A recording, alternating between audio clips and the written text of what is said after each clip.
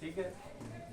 اور وہ مثلاً ہو سکتا ہے تمہارے کنیز ہوں، تمہارے غلام ہوں، یعنی تمہارے تمہارے ماتحت رہنے والے افراد ہوں. ٹھیک ہے.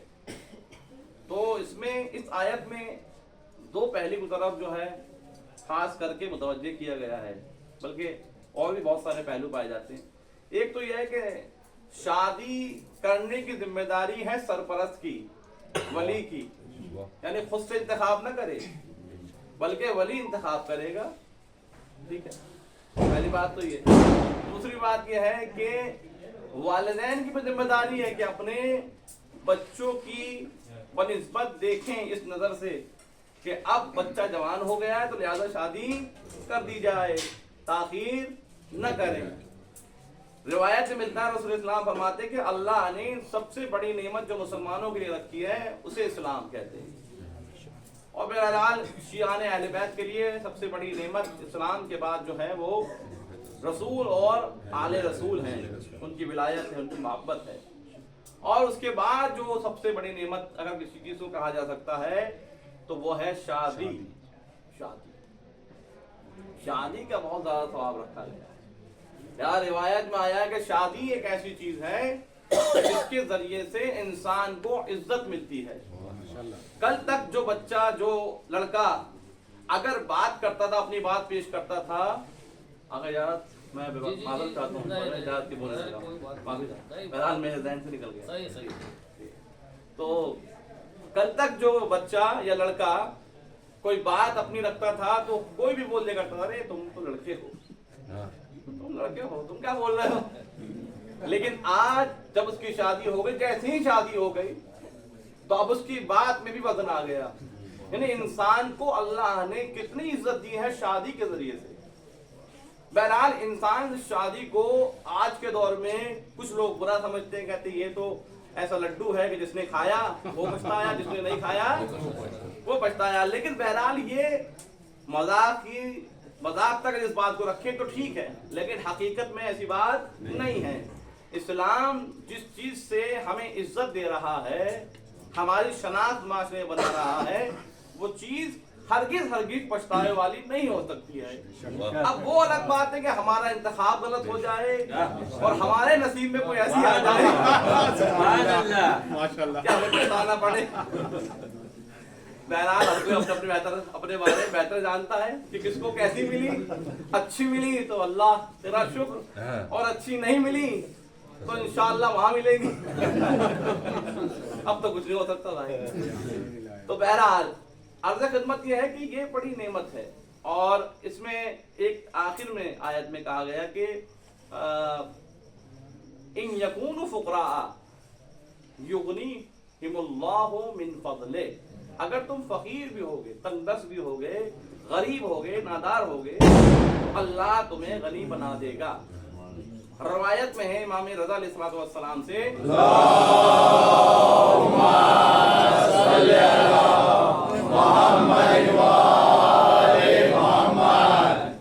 کہ اللہ نے انسان کا رزق پہلے خلق کیا ہے اور انسان کو بعد میں.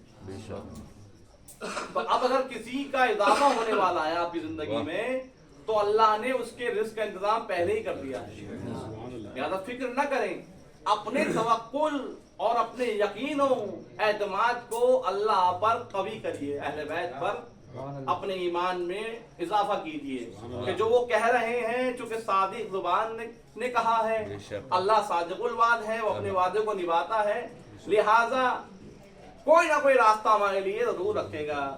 لیکن ہوتا یہ ہے کہ ہمیں اللہ کی ذات پر یقین نہیں ہوتا ہے، اہل بیت کی بات پر یقین نہیں ہوتا ہے. بس ہم زبانی طور سے پڑھ لیتے ہیں اور سن لیتے ہیں اور سمجھتے ہیں کہ تو ایسے ہی ہوگا.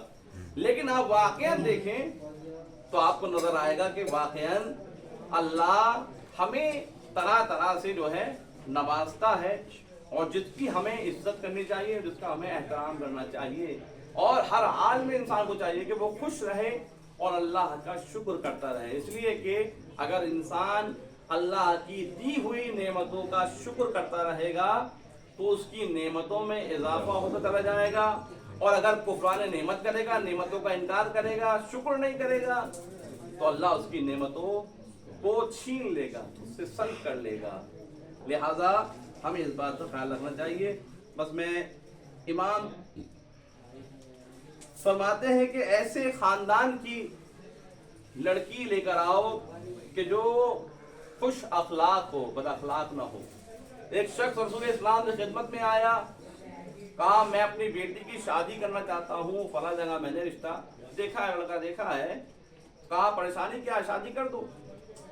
कहा कि शादी तो कर दूं, लेकिन क्या सिफात होनी चाहिए दूल्हा की जिससे शादी करूं। तो रिवायत में लफ्ज़ खलकन और खुलकन आया है। खुलकन और खलकन से आप लोग वाकिफ हैं। जब इमाम हुसैन मौला अली अकबर को भेज रहे थे तो आपने फरमाया कि खुलकन और खलकन का वर्ड है कि अब वो जा रहा कि जो अपने रसूल से सूरत और सीरत में सबसे ज्यादा मुशाबहत रखता है। तो यहाँ पर जो खुलकन और खलकन आया वो इस बात की तरफ इशारा करता है कि जो किरदार में और दीन के लिहाज से अच्छा हो उससे शादी कर दो। और एक और वजह बताई, एक और चीज बताई इसके साथ साथ कि जो जिस्मानी लिहाज से सही है, सेहतमंद है, उससे शादी करो। यानी दो शर्तें बताई हैं। मालदारी का होना शर्त नहीं है, ठीक है, तो बहुत मालदार है उससे शादी की जाए नहीं। कहा कि सेहतमंद हो, सालिम जिस्म रखता हो और दीनदार हो। अगर दीनदार है और सेहतमंद है तो बिस्मिल्लाह कीजिए, कुछ मत देखिए। अब कुछ देखने की जरूरत नहीं है, इसलिए कि दीन से बड़ी दौलत कुछ नहीं होती और सेहत से बड़ी नेमत कुछ नहीं होती। लिहाजा अभी देखने की जरूरत नहीं है, बिस्मिल्लाह करिए, आगे बढ़े और अपने मराहिल को अंजाम दीजिए। तो ये अल्लाह ने जो हमारे और आपके लिए नेमत को रखा है जिसे शादी कहते हैं।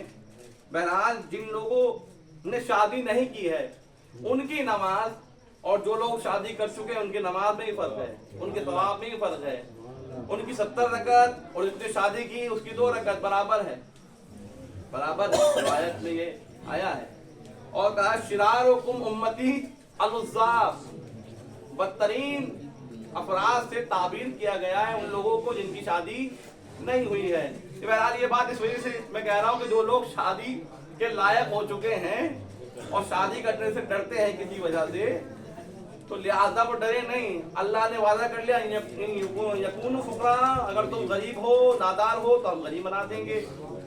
और दिगर खुसूसियात तुम्हारे अंदर पाई जाती है तो अल्लाह पर भरोसा करते हुए बिस्मिल्लाह करें।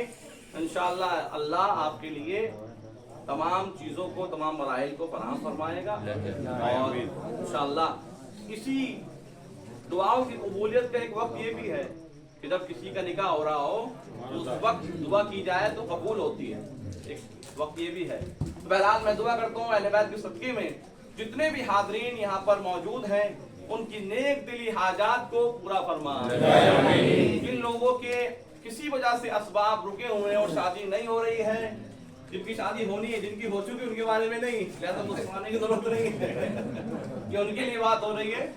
खुदा एक है, बीवी एक। बहरहाल ये मजाक की बात है। तो जिनकी शादी नहीं हो पाई है, और बहरहाल हर कोई ख्वाहिश रखता ही है शादी की,